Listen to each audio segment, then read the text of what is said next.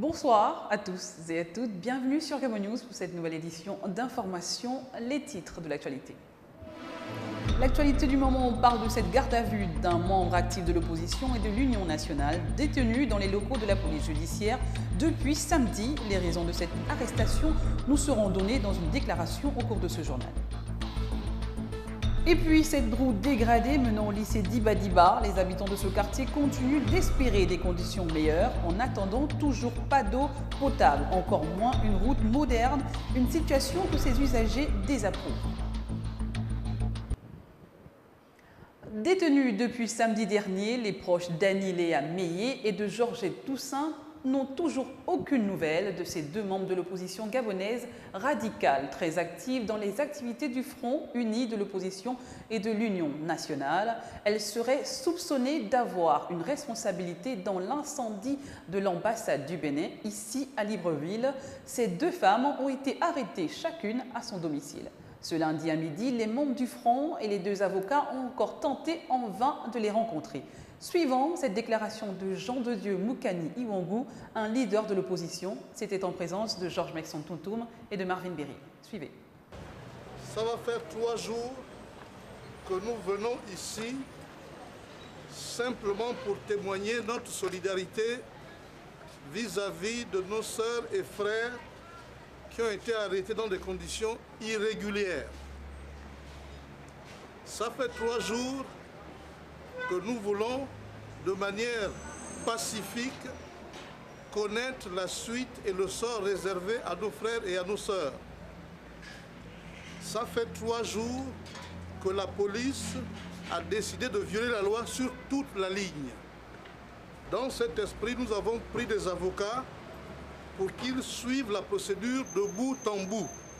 Les avocats ont le droit, quand des personnes sont gardées à vue, comme c'est le cas, de pouvoir non seulement s'entretenir avec eux, mais également d'accéder au dossier pour connaître les mobiles qui sont reprochés à ceux qui sont arrêtés.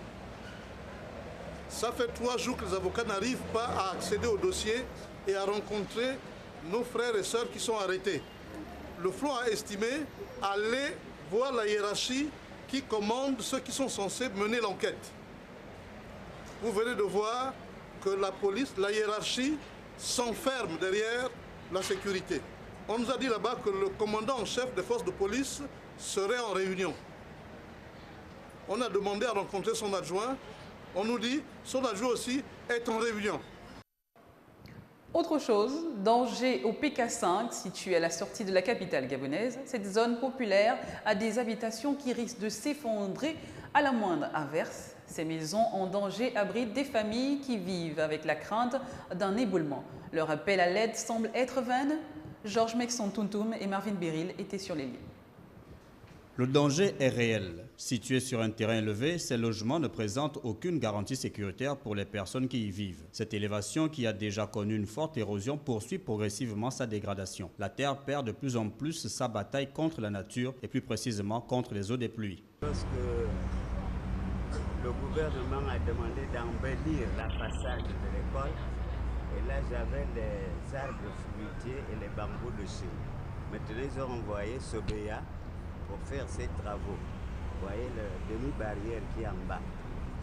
Donc, au lieu de s'arrêter là-bas, ils sont venus en haut pour enlever les arbres qui soutenaient la terre contre l'érosion.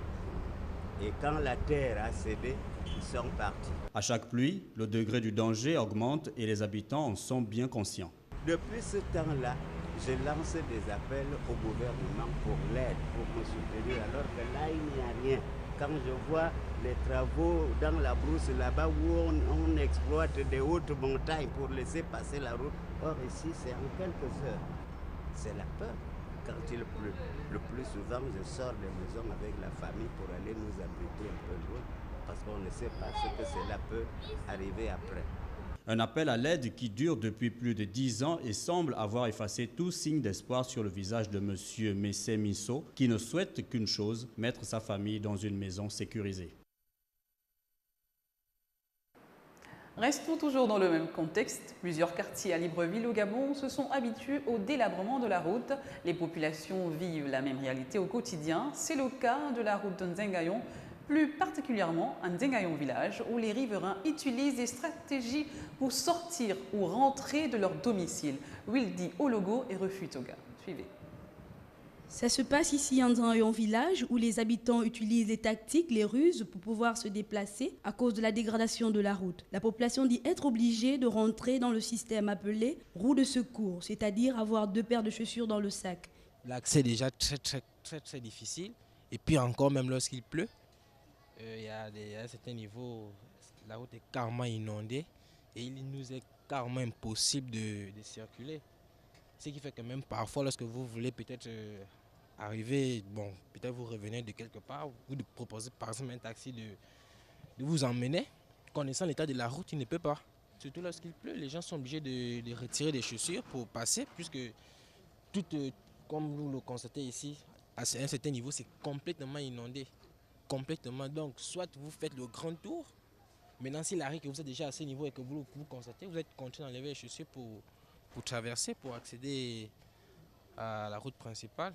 Les riverains de ce quartier ont presque perdu tout espoir et se demandent si un jour l'État pourra se rappeler de leur secteur. C'est visible à l'œil nu. C'est dégueulasse, il n'y a pas de commentaire. C'est vraiment la merde, on ne peut rien là. Qu'on nous arrange la route. Ça, si oui. c'est possible. Si c'est possible, parce que moi je vois que ça ne pourra même pas venir maintenant. Les grandes voies ne sont pas arrangées. Combien de fois les petites voies secondaires là, Merci. La population de Ndengayon village demande elle aussi à rentrer dans le train du développement.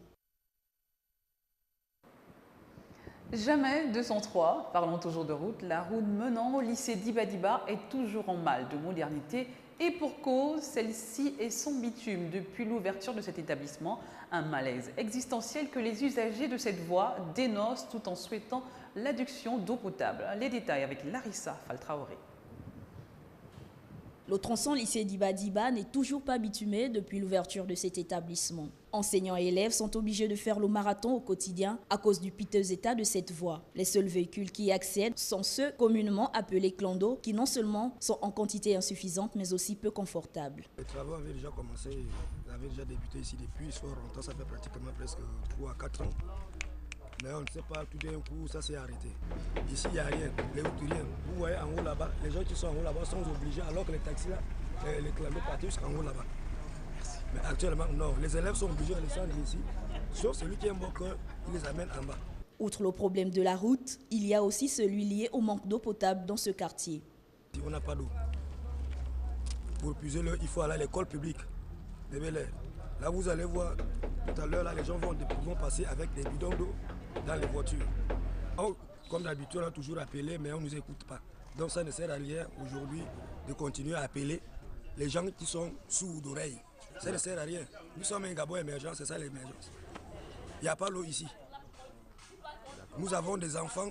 Pour que l'enfant soit là, il faut d'abord qu'il prenne le taxi le matin, aller puiser l'eau à l'école publique de Bel Air et revenir ici. Se laver et aller à l'école. Ouais, c'est pas normal. Le souhait de ceux qui fréquentent ce lycée est de voir les conditions s'améliorer. L'État ou les autorités en charge devraient y songer, car l'avenir et la réussite des enfants passent également par les infrastructures routières de qualité. On parle à présent sport. Les différentes poules masculines et féminines de la 30e édition de la Coupe d'Afrique des clubs vainqueurs sont connues. C'est à l'occasion d'un tirage au sort organisé par la Confédération africaine de handball. Dans un hôtel de la place, le samedi 18 avril, c'était en présence des représentants de la FEGA Hand et des pays participants que les équipes ont connu leur adversaire. Larissa Faltraoré était présent pour le compte de Gabon News. Ils nous font le point. Regarde. En prélude à la 31e édition du championnat d'Afrique de handball des clubs vainqueurs de coupe qui se jouera à Libreville du 14 au 25 mai prochain, la Confédération africaine de handball a procédé ce 18 avril au tirage au sort afin de constituer les différentes poules de cette compétition. Un tirage fait en toute transparence où les représentants du Gabon ont toutes leurs chances. Le tirage au sort, personne peut dire qu'il y a eu tricherie. Il y a eu les représentants du parti. Maintenant, ce qui concerne les équipes gabonaises, vous savez, toutes les équipes se préparent pour venir jouer la Coupe d'Afrique. Donc il n'y a pas de faibles équipes dans la journée, c'est le groupe très léger. Même si le groupe B un homme un peu légèrement un peu au-dessus par rapport au groupe A. Je pense que ces équipes ont le niveau et ils se sont préparés pour ça. À l'issue du tirage, les poules sont composées comme suit. Progresso d'Angola, TKC du Cameroun, Abosport du Congo-Brazzaville et Phoenix du Gabon pour le groupe A, chez les dames, FAB du Cameroun, Primero Agosto de Luanda, Étoile du Congo, ASC Celtic du Sénégal et Africa Sport de Côte d'Ivoire pour le groupe B. Chez les hommes, Al Ahly d'Égypte, Club africain de Tunis, JSK du Congo démocratique, FANS du Cameroun, Interclub du Congo-Brazzaville et Stade Mandji du Gabon pour le groupe A chez les hommes. Espérance de Tunis, FAB du Cameroun, Scorpion de la République démocratique du Congo, Flowers HC du Bénin, Diable Noir du Congo-Brazzaville et la GSM du Gabon pour le groupe B. Voilà qui met un point final à ce journal. Merci de l'avoir regardé. Vous pouvez revoir ce journal et la suite de nos informations sur les www.gabonews.com. Je vous souhaite à tous une très belle soirée et à demain.